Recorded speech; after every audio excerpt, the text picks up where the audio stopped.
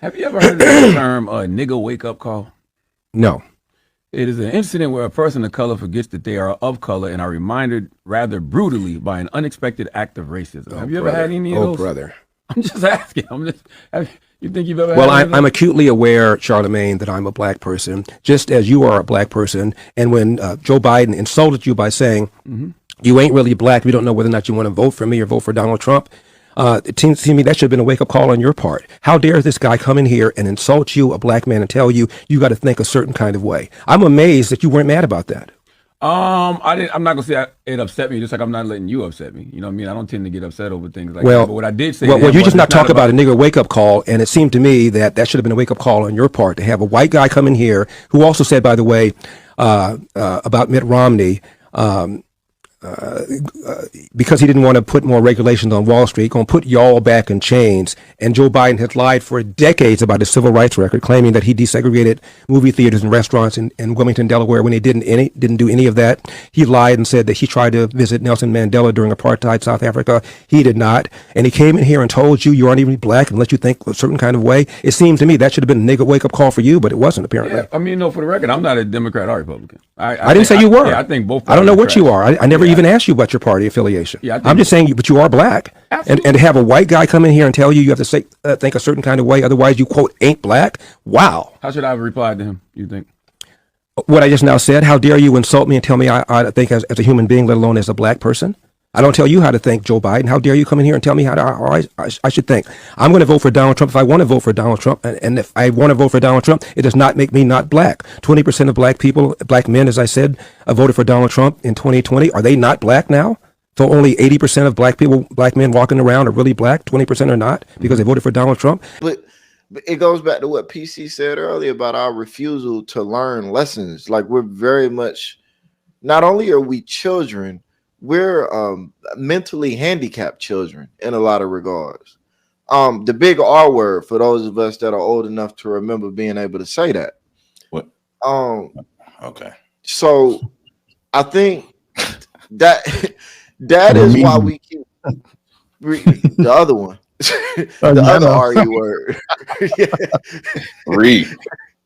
But it's one of them things where it's like because we really believe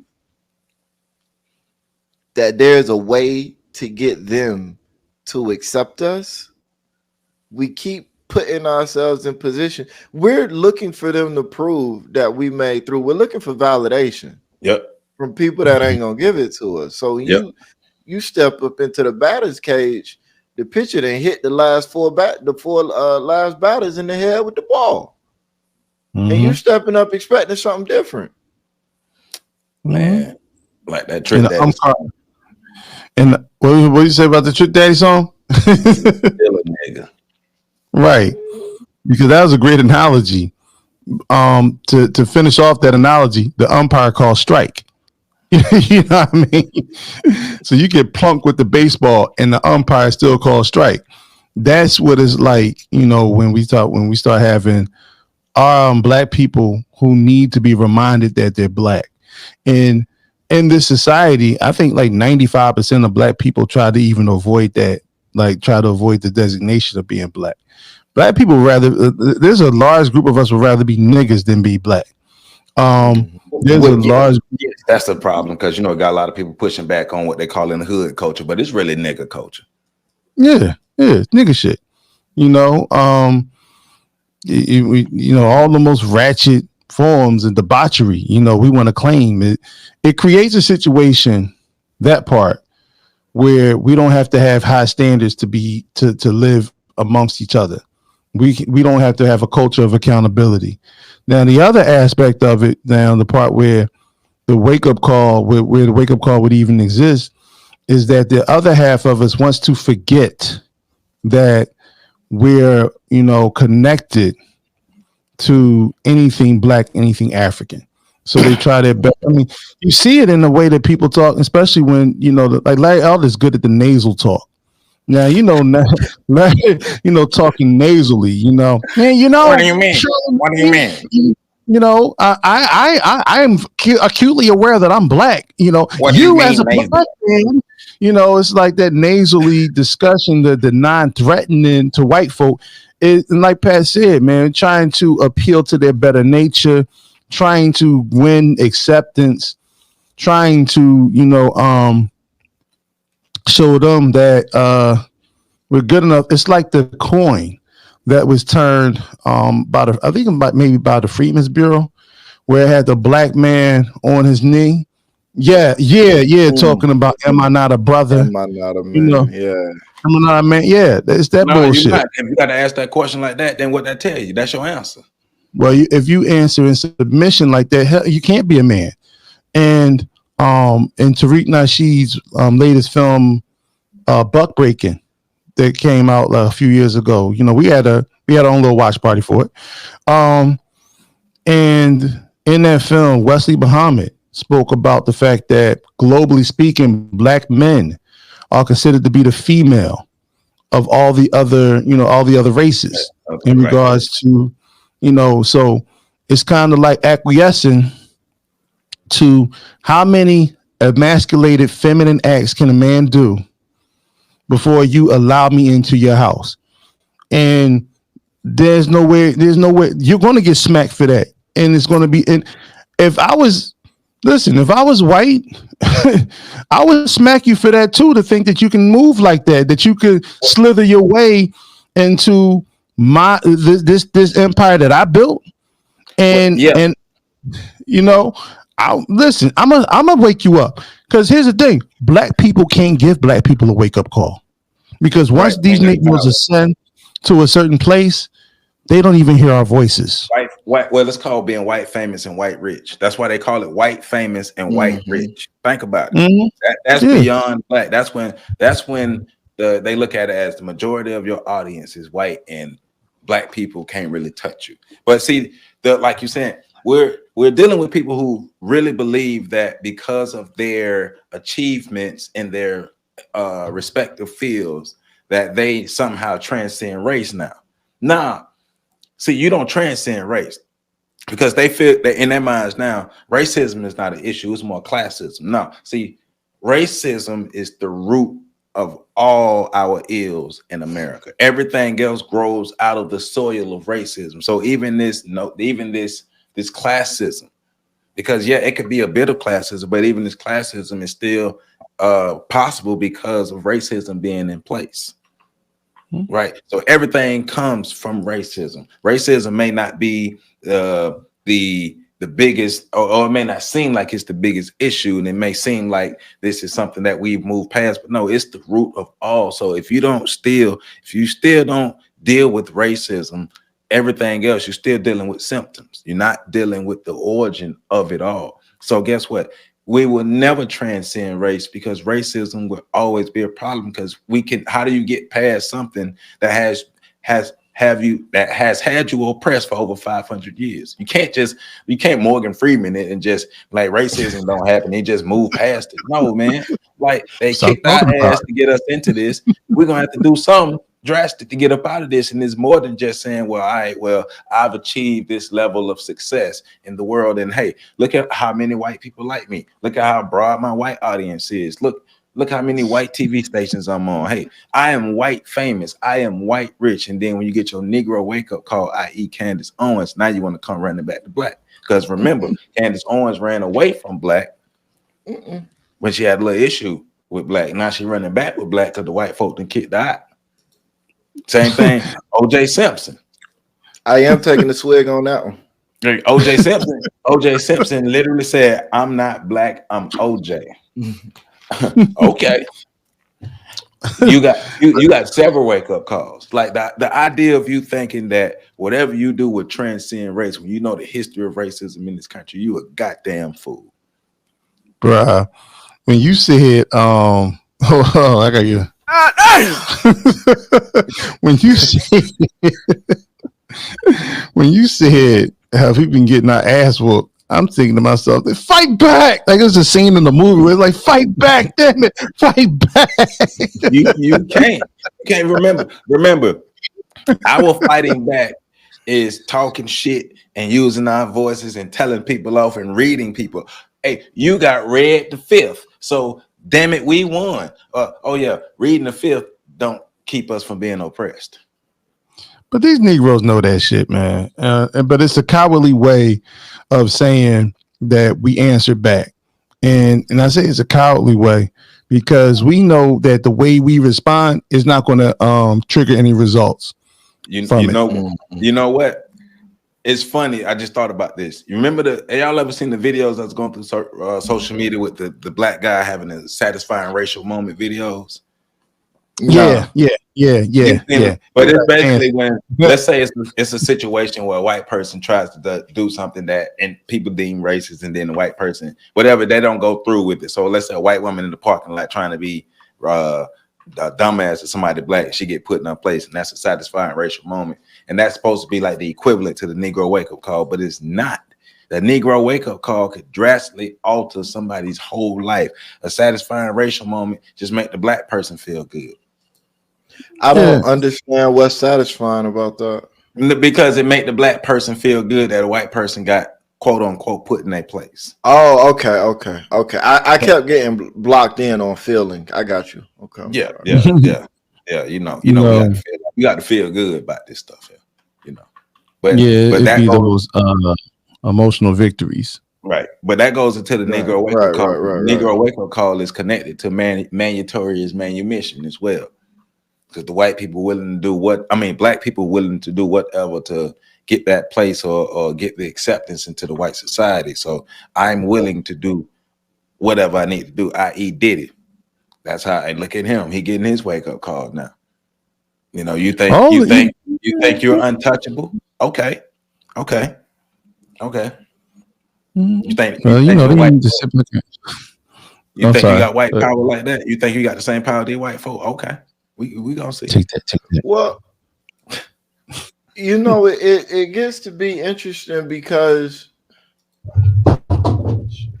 I look at it like they're always having all these conversations about who's centered in the conversation, right? Like I had somebody tell me that all that's required to be a feminist is to center women.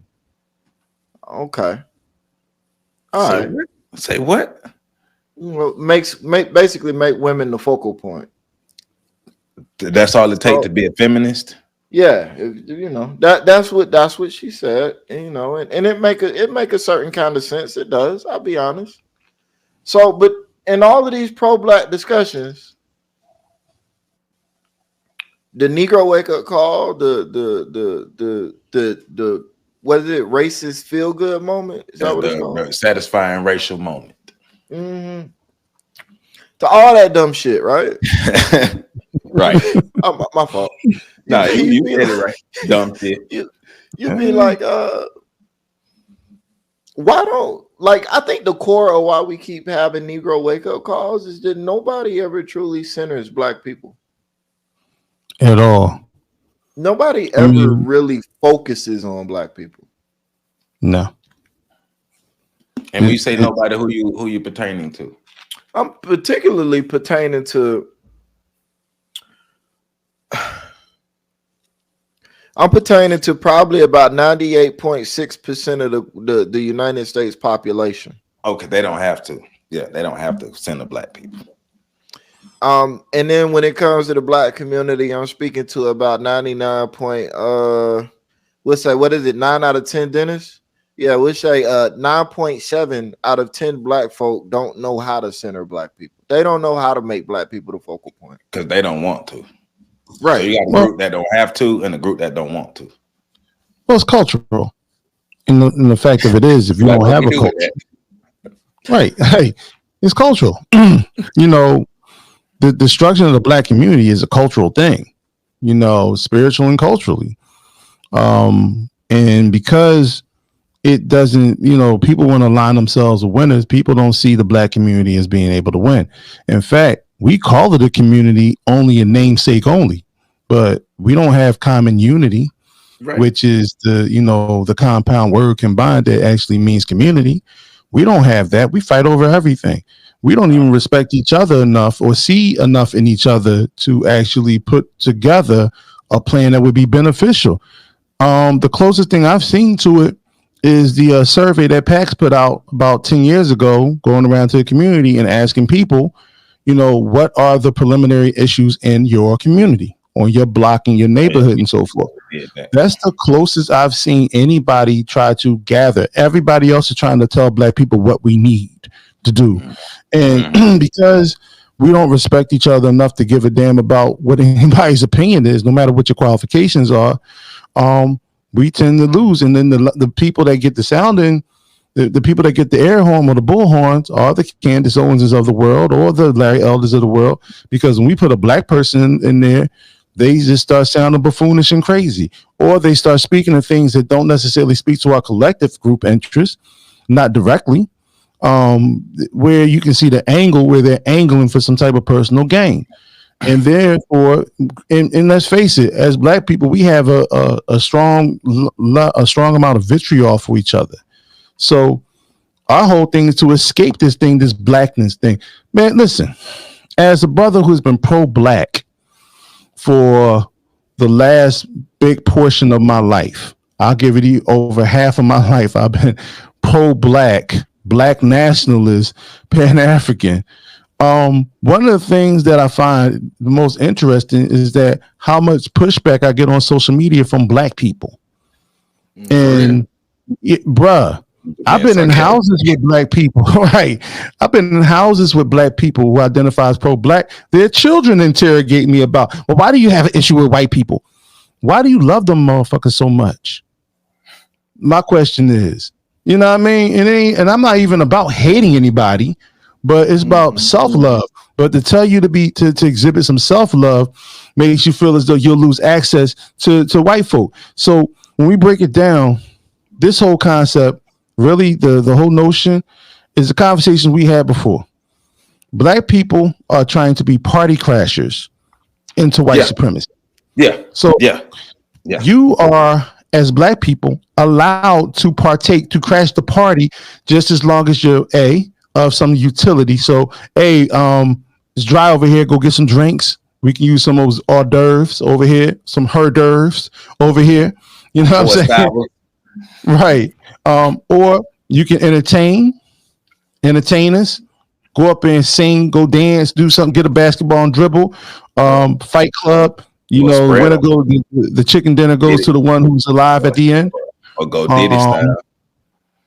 Right. Take that. Or you can go, you can be, you can make money for us. So the whole notion of what Patrick was talking about, the meritorious manumission aspect of it all, those are the only way you're allowed to exist. And as soon as you outlive your usefulness, they then say, okay, then they're the ones who provide the alarm clock. They're the ones that wake you up from the dream. And because we continue to put ourselves in the position to have Negro wake up calls. Because think about this one thing. Black people get upset at white people when white people move away from them. Black people take that personally and get upset. Well, why are you trying to move away from us when you know we're trying to be next to you? White people will move and Black people will move to try to be next, and then white people move even further. Black people get mad and try to move even further. Wherever white people go, Black people will try to follow them, to try to be in the place, to try to get the acceptance, to try to be down, because whatever's happening over here, this is the loser side over here. So they want to be with the winners. They want to be with the people with the historical confidence, with the historical victories, the historical wealth. These are our symbols of success. So we need to emulate them. We need to be around them, because being around our own people reminds us of how many L's we've been taking. And hey, we don't have the wherewithal to get our shit together. So we want to forget what our true place is and feel comfortable. Black people got mad at Travis Kelce for leaving Kayla Nicole for Taylor Swift.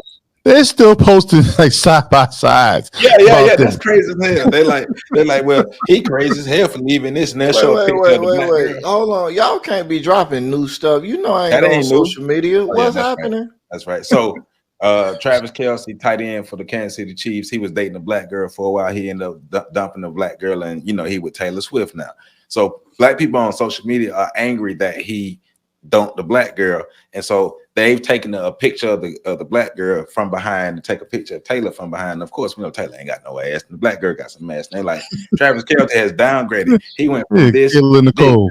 and then white people got the picture and was like, okay, well, this girl is worth, I don't know, but Taylor Swift was worth $1 billion. So sound like he won. But black people are just so pissed that how could Travis Kelce, who they invited to the cookout, not stay with the black girl, go get with the white girl that ain't got no ass.